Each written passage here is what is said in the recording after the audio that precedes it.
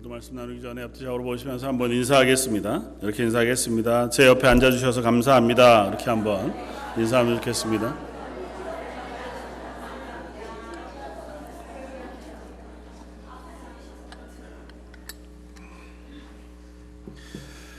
한번 다 같이 따라하겠습니다. 하나님이 나와 함께 하십니다. 하나님께서 늘 저 여러분들과 동행하시는 줄 믿습니다. 오늘 찬양에서도 같은 고백을 했지만 하나님께서 우리와 함께 하신다고 하는 그 사실만큼 우리 위로가 되는 또 힘이 되는 고백이 없는 줄 믿습니다. 그럼에도 불구하고 자주 저희들은 그 사실을 믿음으로는 고백하지만 삶 가운데에서는 잘 확인하지 못하고 또 의지하지 못하고 살아갈 때가 있는 것 같아 보입니다. 한 믿음의 사람, 실명을 얘기하긴 좀 그렇지만 잘 하나님 앞에서 믿음으로 잘 살아가시던 분이었는데요. 나름대로 성공적으로 자기 인생을 살아오시기도 했고 또 다른 사람들에게도 존경을 받을 만한 믿음의 사람으로 살았는데 늘 한 가지 고민이 있었어요. 그건 다른 게 아니고 자기 아들 때문에 가지는 고민이었습니다. 그러니까 아들 때문에 어려서부터 여러 가지 어려움이 있었고 그것 때문에 하나님 앞에 늘 기도하면서 그 자식을 위해서 기도해 왔는데도 불구하고 하나님께서 그 기도를 마치 들어주시지 않는 것 같더라는 거예요. 그래서 늘 기도할 때마다 하나님 우리 자녀를 좀 긍휼히 여겨 주십시오. 하나님의 은혜로 좀 붙잡아 주십시오. 네. 그 시간이 지나가도 큰 변화가 없는 것 같아서 원망하기도 하고 답답해하기도 하고 그날도 이제 기도하는 가운데 자녀를 위해서 기도하면서 하나님 앞에 하소연을 했다는 거예요. 하나님 너무 답답합니다. 왜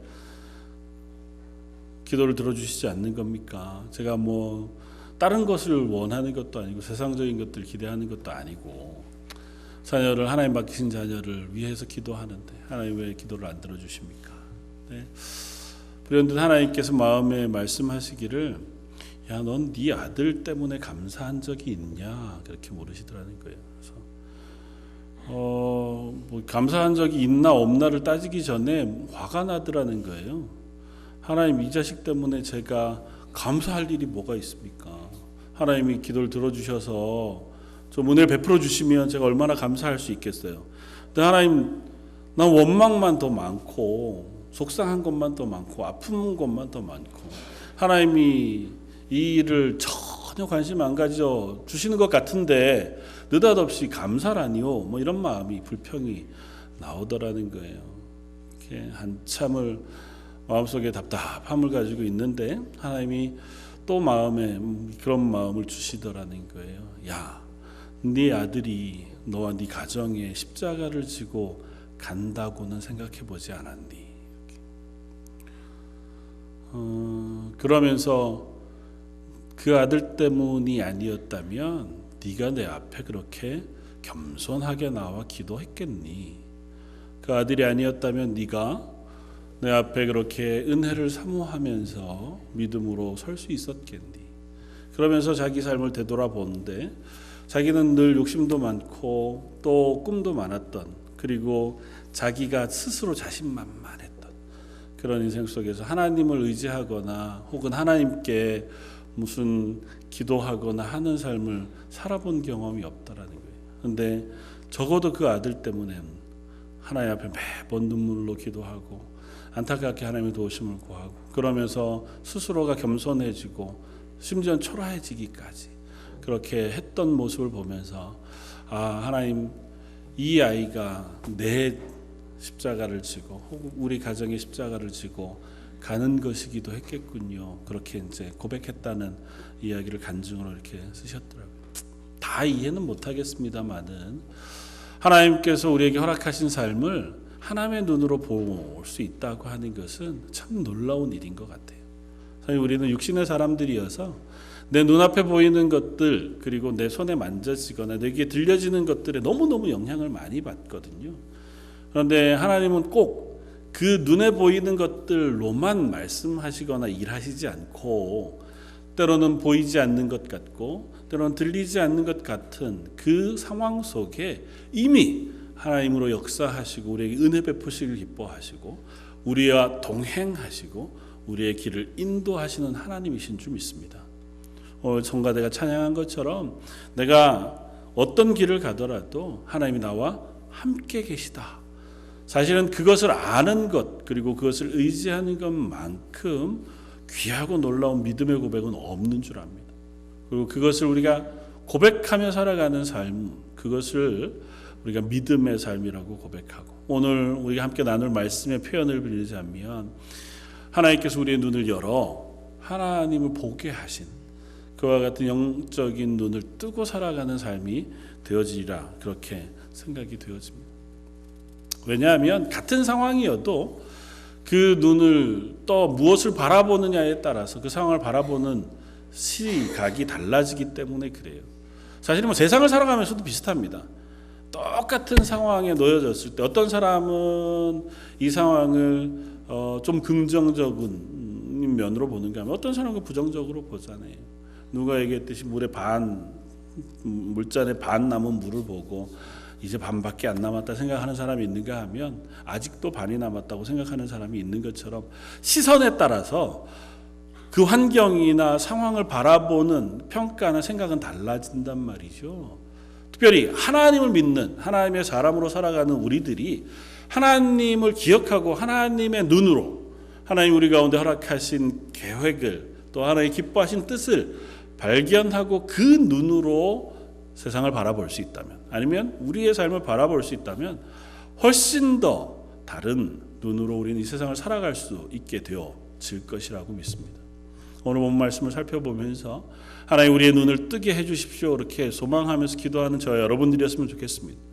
이 땅을 살아가는 우리의 그저 육신의 눈을 가지고 바라보는 것이 아니라 하나님이 이 땅 가운데 역사하시는 그 하나님의 능력을 바라보고 또 하나님의 계획과 하나님의 선하심을 바라보고 그 시선을 가지고 이 세상을 살아갈 수 있는 저와 여러분들 되시기를 주님의 이름으로 부탁을 드립니다.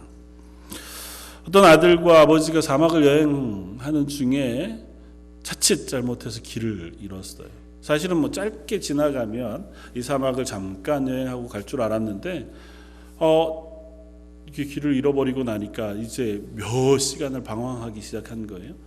가다가 이제 마실 물도 없고 사막의 뜨거운 열기에 지쳐가고 하니까 아들이 이제 지친 거죠. 아버지한테, 아빠 이제 우리가 여기서 죽는 거 아니야? 야, 아니야, 그럴 리가 없어. 이 길을 가다가 보면 분명히 길이 나올 거야. 나오긴 아무리 걸어도 안 나오는 걸요. 걷다 이제 지쳐서 겨우 뭘 발견했어요. 발견하고 보니까 무덤이에요. 무덤을 발견하고는 이 아들이 아빠한테 드디어 절망하면서, 그봐 아빠, 우리 같은 사람이 또 여기서 누가 죽어서 여기 무덤이 우리도 이제 이 사람처럼 여기서 죽는 건가 보다. 아빠를 원망하면서 속상해하면서 이제는 다시는 더는 못 가. 아빠 여기가 끝. 아빠는 다른 이야기를 하는 거죠. 야, 이렇게 넌 생각을 그렇게 하니 무덤이 있다는 얘기는 뭐니? 누군가 무덤을 썼을 거 아니야. 죽은 사람이 여기서 죽었다 하지만 이 무덤을 만든 사람이 있을 것 아니. 그 얘기는 이 근처에 멀지 않은 곳에 마을이 있다는 얘기야. 조금만 힘을 내자. 그리고 같이 걸어서 근처에 있는 마을로 갔다. 그런 이야기죠. 같은 것을 보아도 우리는 어떤 눈으로 바라보느냐에 따라서 그 사건을 대하는 태도도 달라지고 그 사건을 걸어가고 헤쳐가는 그 자세도 달라진다 생각이 되어서, 오늘 본문의 이야기는 이스라엘과 아람이라고 하는 나라 사이의 전쟁이 막 왕성하게 있을 때쯤의 이야기고, 특별히 구약 성경 가운데 가장 위대한 선지자 중에 한 사람인 엘리사라고 하는 선지자의 사역 이야기를 우리에게 들려줍니다. 특별히 엘리야가 하나님 부르심을 받고 나서 그 뒤를 이어 엘리사가 이스라엘의 선지자가 되었을 때에 이스라엘은 참 허약해졌어요. 엘리야가 사역하던 때에 아합 왕, 그 왕조가 북이스라엘을 다스리고 있을 때에는 꽤 이스라엘이 강성한 나라였습니다. 그런데 점점 좀 쇠약해져 가고 하나님 앞에서 하나님을 온전히 따르지 못했으니까요. 반면에 주변에 있는 나라 중에 아람이라고 하는 나라는 꽤 강성해진 상태에 아람이 끊임없이 이스라엘을 괴롭히던 때쯤의 이야기를 우리에게 들려줍니다. 그래서 오늘 본문뿐 아니라 앞에 5장 또 오늘 본문의 6장 뒤이어 7장까지 보면 아람과 이스라엘 사이의 전쟁 이야기를 쭉 들려주는데 계속해서 이스라엘은 그 아람과의 전쟁에서 약자예요. 그러니까 아람이 훨씬 더 센 나라고 이스라엘은 어떻게든 그 위협을 피하기 위해서 애쓰는 나라예요. 심지어 7장에 가면 그 아람에 의해서 북이스라엘 사마리아가 완전히 통째로 포위가 돼서 그야말로 처참한 지경에 이르기까지 사마리아 성이 멸망에 다다를 지경까지 이르게 되는 것을 봅니다. 먹을 것이 더 이상은 없어서 자녀를 삶아 먹어야 될 지경에 이를 때까지 위협에 빠지는 이스라엘의 모습을 보여줘요. 그런데 그 상황 속에 참 특이할 만한 것은 하나님께서 엘리야, 엘리사라고 하는 걸출한 선지자들을 통하여 이스라엘에게 놀라운 구원들을 여러 번 베푸시고 계시다는 거예요. 기적과 같은 일들을 하나님께서 이스라엘에게 경험하게 하세요. 그런데 문제는 이스라엘 사람들은 그것을 제대로 깨닫지 못합니다. 보지도 못하고 오히려 아람 사람들 중에 5장에 나오는 나아만이라고 하는 장군, 그 사람은 아람의 군대 장관이자 영웅 같은 사람이거든요. 그 사람은 오히려 몸 문둥병을 낫게 되어지고 눈이 떠져서 하나님을 섬기는 사람이 돼요. 아람 사람도 그런데 동일한 경험, 더 많은 경험을 하고 있는 이스라엘 사람들은 하나님을 향해 눈을 뜨지 못합니다. 그 이야기 가운데 오늘은 상징적인 이야기 에피소드를 우리에게 들려줍니다. 아람 군대가 계속해서 이스라엘을 침략했고 아람 왕은 어떻게든 이스라엘을 자기가 먹고 싶어요. 그러니까 이스라엘 왕을 어떻게든 잡아서 이 전쟁을 끝내고 싶습니다. 그래서 오늘 본문 앞쪽에 8절 이하에 보면 아람 왕이 이스라엘과 더불어 싸우며 그의 신복들과 의논하며 이르되, 그러니까 신복들하고 이제 군사 작전을 짜는 거죠. 은밀하게 어떻게 하면 이스라엘을 이길 수 있을 것인가. 특별히 몇몇 군사들을 보내어서 이스라엘 왕이 지나가는 그 자리에 매복해 있다가 이스라엘 왕을 사로잡거나 죽이거나 하면 이제 전쟁이 수월하게 끝날 것 같은 거예요. 그래서 계획을 세우고 군대들 계속해서 보냅니다. 근데 보낼 때마다 허탕을 쳐요. 허탕을 친 이유는 뭐냐면 엘리사가 미리 그 사실을 알아. 그래서 본문에 보면 엘리사, 하나님의 사람 이렇게 표현하고 있는 9절에 하나님의 사람이 이스라엘 왕에게 보내 이르되 왕은 삼가 아무 곳으로 지나가지 마소서. 그러니까 어디로 가기로 계획되어 있는 그곳으로 지나가지 마십시오. 아람 사람이 그곳으로 나오나이다. 그러니까 아람 사람이 그곳에 매복해 있다가 왕을 죽이려고 하니까 그 길로 가지 마십시오. 그러기를 여러 번 했어요. 그러니까 아람 왕이 이게 속상할 뿐만 아니라 두려운 겁니다. 아주 치밀하게 정보를 잘 모아서 전쟁하려고 하니까 그 다른 나라와 얼마나 잘 준비했겠어요. 군대를 다른 나라 그 영토에 보내는 일이니까 아마 치밀하게 준비했을 거 아니에요. 일단 한번 가보렴 이러지는 않을 거 아니에요. 그랬는데 이게 한두 번도 아니고 갈 때마다 작전이 실패해요. 마치 저쪽 나라 사람들이 우리 작전을 훤히 알고 있는 것 같아요. 무슨 의심을 제일 먼저 할까요? 첩자가 있나? 우리 속에 이 이야기를 저쪽 나라에 이야기해주는 첩자가 있는 것 같다. 그래서 다 모읍니다. 우리 가운데 첩자를 색출해내야죠. 그래야 전쟁을 승리할 수 있으니까. 근데 다 모은 자리에서 신복 중에 한 사람이 아람 왕에게 이런 이야기를 합니다. 12절 그 신복 중에 한 사람이 이르되 우리 주 왕이여 아니로소이다. 오직 이스라엘 선지자 엘리사가 왕이 침실에서 하신 말씀을 이스라엘의 왕에게 고하나이다. 아닙니다. 우리 중에 스파이가 있어서 이런 일들이 일어나는 것이 아니고 이스라엘의 엘리사라고 하는 선지자가 한 사람이 있는데 그 선지자가 신통해. 그래서 왕이 무슨 얘기를 하든 심지어 막 침실에 은밀하게 한 얘기조차 자기 왕에게 다 알려주어서 우리가 이 작전에 성공하지 못했습니다. 이 이야기를 읽다가 보면 왜 이렇지 싶어요. 아람의 신복은 이 사실을 안단 말이죠. 이스라엘은 몰라요. 근데 더 웃긴 건 이 얘기를 듣고 아람 왕이 나름대로 지혜로운 방법이라 생각하고 그랬겠지만 이 선지자를 잡아야겠다. 몰래 저녁에 선지자를 잡기 위해 군사를 보내요. 선지자가 있는 곳이 어딘가 알아보니 도단이라고 하는 성에 있다는 거예요. 도단이라는 성은 사마리아 성 남쪽으로 한 20여 킬로미터 그 가까이 이스라엘의 수도에 가까이 있는 아주 작은 성이었는데 그곳에 선지자가 있다더라고 하는 이야기를 들었습니다. 군대를 보내 이 도단성을 에워쌉니다. 오늘 본문 우리가 시작할 14절에 보면 왕이 이에 이게 아람 왕이죠. 말과 병거와 많은 군사를 보내매 그들이 밤에 가서 그 성읍을 에워쌌다. 이 사실을 보면 이스라엘이 얼마나 한심한가를 알 수 있어요. 도단이라고 하는 성은 이스라엘 나라 안에 있는 성이고요. 심지어 이스라엘의 수도인 사마리아에서 얼마 멀지 않은 성이에요. 아람이란 나라는 이스라엘과 아주 가까이 붙어 있는 나라가 아닙니다. 그런데 아람에서 군대를 보내요. 그리고 이 성을 에워쌀 만한 말과 병거와 군대를 다 보내고 밤에 와서 이 도단성을 가득 에워쌌는데 이스라엘은 몰라요. 몰랐거나 막을 힘이 없거나. 이스라엘은 그저 그냥 앉아서 아람이 오면 당할 수밖에 없는 수준 정도쯤의 상황에 놓여져 있는 거죠.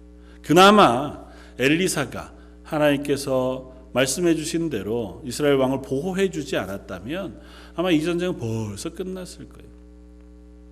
그게 공포가 있는 거죠. 그 두려움이 있는 상태에서 이 선지자를 잡으러 아람 왕이 보냈습니다. 아람 왕이 보낸 군대가 도단성을 가득 메웠고 아침에 일찍 엘리사의 사환이 일어나서 보니까 군대가 보여요. 큰일 난 거죠.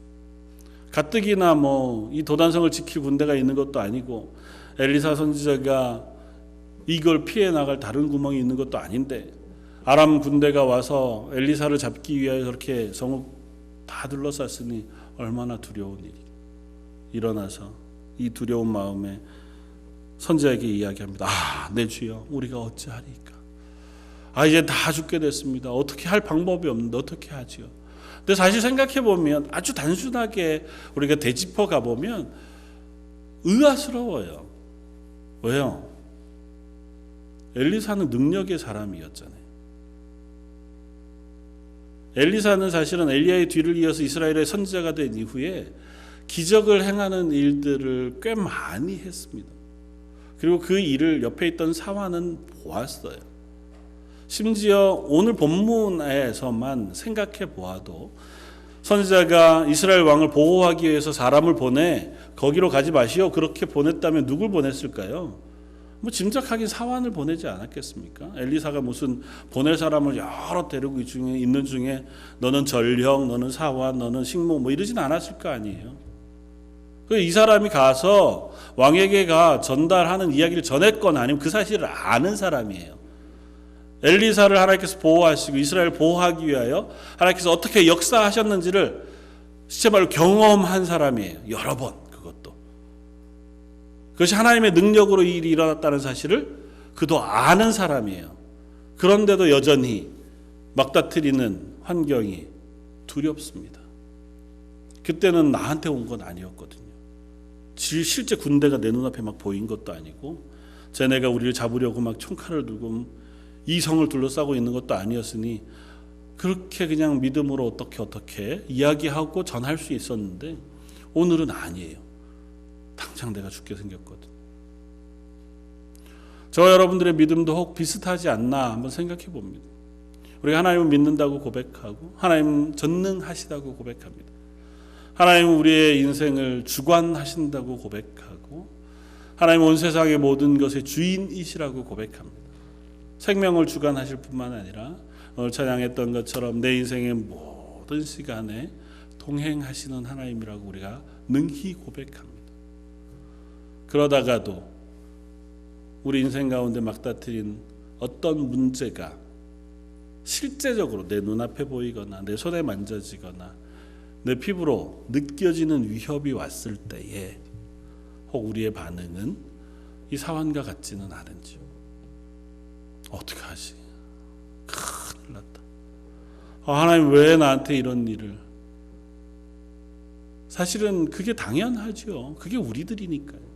하나님 만드신 인간이 어쩌면 육신의 사람들이잖아요. 그러니까 육신의 것으로 인하여 걱정하고 근심하는 게 너무 당연합니다. 그럼에도 불구하고 성경 우리들에게 권면합니다. 눈을 떠 하나님을 바라보라고요. 너희 눈에 보이지 않는 것 같아 보이지만 이 싸움을 싸우시는 분이 하나님이시라는 사실을 믿음으로 바라보라고 하는 것이 하나님의 말씀입니다. 이 엘리사가 사환의 이야기를 듣고 이렇게 이야기합니다. 대답하되 16절 두려워하지 말라. 우리와 함께 한 자가 그들과 함께 한 자보다 많다 하는지라. 두려워하지 말아라. 사실은 두려워 말라고 말씀하시는 이 선언은 하나님께서 이스라엘을 구원하실 때마다 하셨던 말씀이에요. 하나님께서 이스라엘을 구원하시겠다고 말씀하시고 약속하실 때마다 이스라엘에게 들려주셨던 말이 두려워 말라는 것이었습니다. 신명기 하나님께서 이스라엘을 구원하시고 내가 너를 지키마 약속하시던 그 말씀 가운데 이렇게 말씀하십니다. 두려워 말라. 너희 하나님 여호와는 너희와 함께 행하시며 너희를 위하여 너희 대적을 치고 너희를 구원하시는 자니라. 우리가 잘 아는 이사야 선지자의 말씀도 기억합니다. 이사야 선지자가 말씀을 우리에게 전하길 두려워 말라. 내가 너와 함께 함이니라. 놀라지 말라. 나는 내 하나님이 됨이니라. 내가 너를 굳세게 하리라. 내가 참으로 너를 도와주리라. 참으로 나의 의로운 오른손으로 너를 붙들리라. 하나님의 말씀이 얼마나 자주 이 얘기를 우리에게 들려주는지 몰라요. 두려워하지 말아라. 내가 너와 함께 하지 않니? 두려워하지 마라. 내가 너의 하나님이지 않니? 놀라지 말아라. 내가 너를 붙잡아주고 있지 않니? 사랑하는 성도 여러분, 하나님이 하시는 그 말씀이 성경 안에 오래전 옛날 그때에 하신 말씀으로 끝난 것이 아니라 오고 오는 모든 하나님의 백성인 저와 여러분들에게도 지금 여전히 동일하게 두려워 말라 말씀하시는 줄 믿습니다. 그 말씀을 붙잡고 의지해서 하나님이 우리에게 허락하신 길들을 바라볼 수 있는 눈을 뜨기를 주님의 이름으로 부탁을 드립니다. 엘리사가 사환을 위하여 기도합니다. 두려워하지 말아라 말하고 나서 하나님께 기도하여 이르되 여호와여 원하건대 그의 눈을 열어 보게 하옵소서. 하나님께서 그 사환의 눈을 여시니 육신의 눈으로는 볼 수 없었던 것이 보여요. 온 도단성을 가득 에워싸고 있는 아람의 군대보다 더 많은 숫자의 불병거와 군대가 이 온 언덕을 다 둘러싸고 있는 모습을 보게 됩니다. 세상의 위협, 저 군대의 힘이 아무리 강할지라도 하나님 우리를 도우시고 함께 하시는 그 힘은 더 크고 놀라운 것이라는 사실을 이 사환의 눈을 열어 보게 하시는 거죠. 사랑하는 성도 여러분, 그와 같은 눈 열어 하나님의 뜻을 볼 수 있는 은혜가 있기를 원합니다. 하나님이 이때만 그렇게 행하시지 않았어요. 이때만 하나님께서 이 일을 또한 보게 하신 것도 아닙니다. 그러나 또 안타까운 것은 이 일이 있음에도 불구하고 이스라엘은 변하지 않았다는 거예요. 하나님께서 사환의 눈을 뜨게 하셨고 하나님의 구원을 보게 하셨습니다. 사환뿐 아니라 이스라엘이 이 일을 여러 번 경험했어요. 그럼에도 불구하고 7장에 가보면 여전히 이스라엘은 하나님을 의지하지 않습니다. 하나님을 원망해요. 이 일로 하나님께서 이 아람 군대들을 돌려보내세요. 그들을 잡아다 사마리아 성까지 엘리사가 데리고 가기는 하지만 왕에게 부탁합니다. 왕이 아람 군대 잡아온 그 군대를 다 죽일까요? 이렇게 물으니까 그러지 마시고 그저 떡과 물 먹여서 다시 보내시면 좋을 것 같습니다. 선대해서 보내요. 사실은 그렇게까지 할 것도 아닌데 살려 보냈습니다. 보내고 나자마자 얼마지 않아서 아람으로부터 사마리아를 향한 대대적인 공격이 일어나요. 사마리아 성에 에워싸이고 사마리아 성 사람들이 다 죽게 됐습니다. 왕이 엘리사를 원망합니다. 그리고 명령을 내려요. 가서 엘리사를 잡아와라. 저놈 때문에 이런 일이 일어났다. 그때 아람 군대를 살려보내지 않고 죽였더라면 우리가 이런 위협을 당하지 않을 텐데, 그때 엘리사가 그들을 살려보내는 바람에 우리가 이런 위협을 당하게 됐다. 초등학생이어도 그건 아닌 것을 알지 않을까요? 자기가 왜 살았습니까? 여러 번 엘리사 때문에 살았잖아요. 아람 군대를 잡아온 건 누굽니까? 엘리사잖아요. 그런데 엘리사 때문에 이 일이 일어났습니까? 이 일을 행하신 하나님을 이 왕은 여전히 모르는 거죠. 하나님 그들을 구원하셨던 그 일들을 그는 아직도 못 바라보는 겁니다. 지금 이 일이 왜 일어났는지에 대해서 그는 전혀 알지 못합니다. 또한 이 일을 구원하시는 하나님의 능력도 그가 사모하고 바라보지 않습니다. 왕만 그랬나? 그것이 아니고요. 왕의 신하들도 똑같았습니다. 왕이 엘리사를 불러다가 엘리사 때문에 이 일이 일어났다고 엘리사를 죽이고자 하니까 엘리사가 와서 왕에게 하나님의 구원의 소식을 전해주어요. 오늘은 이렇지만 내일 아침이 되면 이 모든 문제가 깨끗이 해결될 겁니다. 먹을 것이 없어서 막 이 조그만 가루들이 엄청난 돈을 줘야 살 수 있을 것 같지만 내일 아침이 되면 이게 다 헐값이 될 만큼 모든 문제가 다 해결될 겁니다. 왕뿐 아니라 군대 장관이 믿지 않았습니다. 말도 안 되는 소리를 한다. 그때의 보편적인 정세예요. 하나님이 한두 번이 아니잖아요. 하나님이 행하신 일이 한두 번이 아니고 하나님 엘리사를 통하여 구원을 이루신 것이 여러 번이었잖아요. 그런데도 불구하고 그들은 하나님을 보지 못해요. 그런데도 불구하고 그들은 하나님이 구원하실 것을 믿지 않습니다. 하나님 여전히 구원하세요. 아람 군대를 몰수히 다 없애시고 그 다음날 새벽에 문둥병자들이 이제는 사마리아 성에도 먹을 것이 없고 여기 가도 먹을 것이 없는데 차라리 저 아람 군대는 먹을 것이 많으니 거기 가서 한 끼라도 먹고 죽자 그러고 이제 죽을 각오를 하고 갔다가 하나님께서 아람 군대를 다 물리치신 것을 보시고 그 아람 군대에서 먹을 것이 큰 다 먹고 모든 물건들을 다 탈취하다가 야 이러는 것이 옳지 못하다. 오늘 이 구원의 소식을 우리만 아는 것이 아니라 저들에게도 전해야 한다. 그리고 사마리아 성에 들어가 그 다음날 하나님의 구원이 사마리아 성에 일어나요. 문제는 그럼에도 불구하고 이 일을 믿지 않았던 그 군대 장관은 보기는 보지만 먹지 못하고 죽습니다. 그의 눈에는 하나님의 구원을 볼 믿음이 없었어요.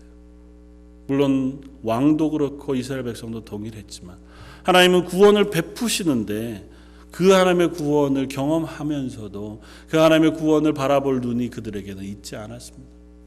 사환은 더 그렇잖아요. 엘리사의 사환이었으니 엘리사를 통해서 일어난 일들을 얼마나 많이 보았겠습니까? 그럼에도 불구하고 엘리사의 사환이 하나님을 알지 못했습니다. 앞쪽 5장에 나오는 엘리사의 사환 중에 한 사람, 우리가 잘 아는 사람 게하시라고 하는 그 사람은 엘리사의 행하는 놀라운 구원과 능력을 보고도 하나님 앞에 불순히 행하다가 그가 오히려 나아만의 문둥병을 옮겨 자기가 갖게 되는 저주를 받게 되잖아요. 가까이 있어요. 하나님의 일을 봐요. 하나님의 행하신 것을 들었습니다. 하나님의 구원을 목격했습니다. 그런데도 그들은 하나님을 바라보지 못합니다. 왜요? 그들의 눈이 가리워져 있기 때문에. 하나님의 일들을 바라보는 눈이 가리워져 있기 때문에. 그들의 믿음의 눈이 가리워져 있기 때문에. 하나님을 바라보지 못하고 하나님의 구원을 바라보지 못하고 하나님의 말씀을 듣지 못합니다. 감사하기는 또 기대하기는 저 여러분들을 하나님께서 사랑하셔서 저 여러분들의 눈을 여셔서 하나님의 구원을 보게 하신 줄 믿습니다. 우리의 삶 가운데 여전히 또 넘어질 만하고 또 실패할 만하지만 또다시 우리가 하나님께 기도하고 은혜를 사모함으로 하나님 내 눈을 열어 하나님의 구원을 보게 해주십시오. 내 눈을 열어 하나님께서 행하시는 하나님의 일들을 바라볼 수 있는 은혜를 베풀어 주십시오. 기도하는 저와 여러분들 되시기를 바랍니다. 하나님께서 분명히 그 기도를 들으셔서 저 여러분들의 영적인 눈을 열게 해주시는 줄 믿습니다. 영안을 뜬다, 영적인 눈을 열어주신다고 하니까 너무 신비롭죠. 근데 사실은 막 신비로운 영역의 특별한 그런 것이기보다 우리의 영안이 열린다는 건 믿음으로 산다는 거예요. 우리가 무엇인가를 판단하고 결정할 때 믿음으로 결정하는 것, 그것은 우리의 영안이 떠 하나님의 일을 보는 것이라고 믿습니다. 왜냐하면 믿음이 바로 보지 못하고 바라는 것들, 그것들 우리 사회 가운데 실제로 살아가는 것이라고 얘기하잖아요.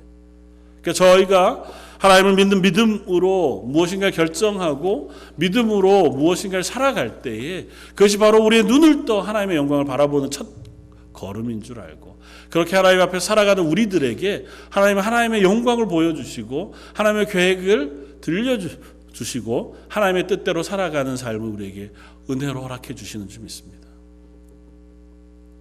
영안을 뜨는 건 아주 단순해요. 하나님의 은혜를 구하는 겁니다. 그리고 하나님의 말씀을 사모하는 거예요. 그리고 우리의 삶의 순간순간마다 하나님이 무엇을 기뻐하실까를 묵상하는 것입니다. 제 삶의 경험 속에서도 때로는 하나님께서 풍성한 은혜를 베푸셨던, 그래서 하나님이 주시는 마음으로 기쁘고 감사하게 살아갔던 그 순간순간들을 생각해 보면 자주 내 스스로에게 그런 질문을 했던 것 같아요. 하나님 기뻐하시는 일이 무엇일까에 대해서 고민하고, 그리고 말씀 가운데 끊임없이 하나님이 기뻐하시는 일들을 찾고 하나님이 기뻐하시는 일들을 사모하면서 하나님 제게 은혜 베풀어 주셔서 하나님 기뻐하시는 삶, 하나님께 영광 돌리는 삶 살게 해주십시오 고백할 때에 우리의 삶 속에 그런 기쁨이 채워지고 또 그 삶들을 살아갈 수 있는 원동력이 되어졌던 것 같습니다. 늘 그렇지 못하죠. 우리는 자주 현실 앞에서 현실에 오는 무게가 우리의 믿음을 흔들 때가 많고, 또 우리가 알고 있는 고백이라 할지라도 현실의 이야기들이 그것을 가리거나 막게 되어질 때가 많이 있는 줄 압니다. 우리는 그 싸움을 싸우는 사람들인 줄 알아요. 하나님 앞에 믿음으로 살 것이냐, 아니면 우리 눈앞에 보이는 현실을 따라 살 것이냐. 몇 번인가 이야기했던 허드슨 테일러라고 하는 중국 선교사님, 그 허드슨 테일러가 전에도 말씀드렸지만 선교 후원을 위해서 한 번도 모금을 하지 않았어요. 그런데도 사실은 선교하려고 하면 먼 곳 중국까지 가야 하니까 많은 물질들이 필요하고, 또 그곳에 선교해야 할 많은 사람들을 세워야 하니까 힘들었을 거 아니에요. 늘 고민하며 기도할 때에 하나님께서 그 마음속에 말씀해 주시기를, 또 말씀을 읽는 가운데 깨닫게 해 주시기를, 요한복음 15장 4절 5절 말씀에 나는 포도나무요 너희는 가지다고 하는 말씀을 그 마음속에 떠올려 주셨다는 거예요. 그러면서 하나님이 포도나무가 되시고 내 그 가지로 붙어 있는데 내가 내 쓸 것을 왜 고민하고 걱정해야 하나. 하나님께서 공급하시겠다 말씀하시는 줄 알고 그 말씀을 의지해서 그가 남은 여생을, 또 남은 시간을 믿음으로 선교 사역을 감당했다고 스스로 고백하는 고백을 합니다. 저 여러분들도 그런 줄 믿습니다. 저 여러분들도 하나님이 부르신 하나님의 사람들이고, 또 하나님이 세우신 믿음의 교회이자 하나님에게 붙어있는 가지인 줄 믿습니다. 저 여러분들도 하나님의 영광을 바라보고 하나님의 눈으로 이 세상을 바라보며 하나님의 행하신 계획들을 산모함으로 바라볼 수 있는 저 여러분들 되시기를 바라고, 시마다 때마다 하나님 내 눈 열어 하나님의 영광을 보게 해주십시오 기도하는 저 여러분들 되시기를 주님의 이름으로 축원을 드립니다. 시간 말씀을 마치기 전에 한번 찬양을 같이 하면 좋겠다 생각이 되어집니다. 오늘 주보 앞쪽에 칼럼 실어 놓은 곳에 보면 제가 찬양을 하나 실어 놓았는데요. 우리가 잘 아는 찬양입니다. 내 눈 주의 영광을 보네. 우리 가운데 계신 주님, 그 빛난 영광 온 하늘을 덮고 그 찬송은 온 땅 가득하다. 내 눈 열어서 주의 영광을 보길 원합니다. 우리 같이 한번 찬양하시고 기도하겠습니다.